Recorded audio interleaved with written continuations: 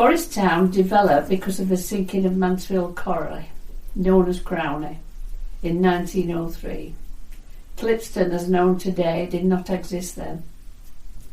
Inevitably, as I talked to people about Forest Town, there would be a mention of the First World War Clipstone camp, because someone had been a paper boy delivering to the camp.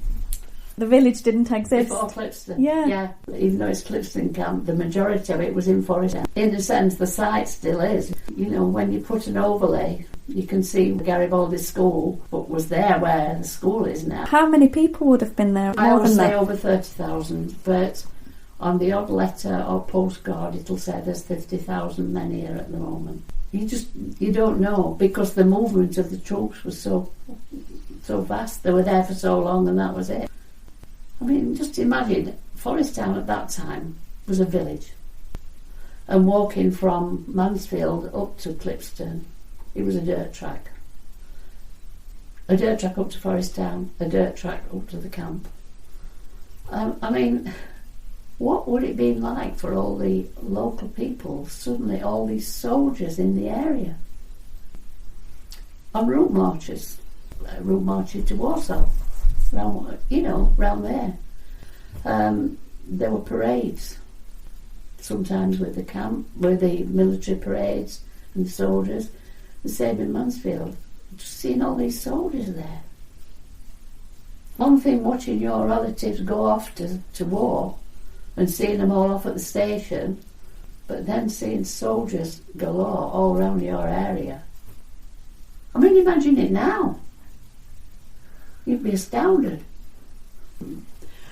You'd got YMCA huts, there was at least 3, and there were other huts for other religious denominations.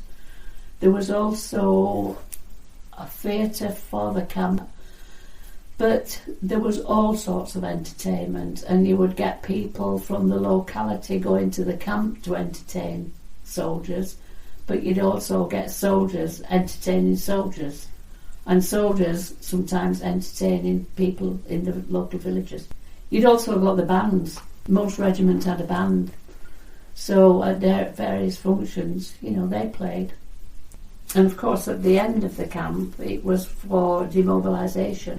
It's at the end of the war where people are going to be, if you want, signed off from being a soldier.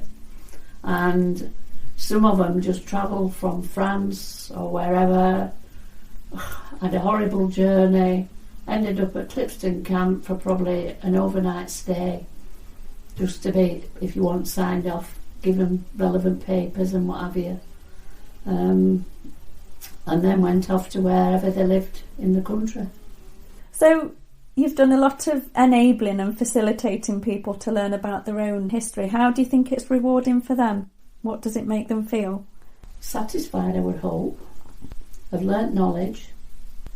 There was one person who, when he came to my classes for family history, I was not aware he'd got problems, health problems. And it was only later on when he sent me a letter saying you were not aware. I think he was on the edge of a nervous breakdown. And researching his family history had really helped him. And how rewarding is that? And it's when somebody discovers something about an answer so they didn't know, It's just good.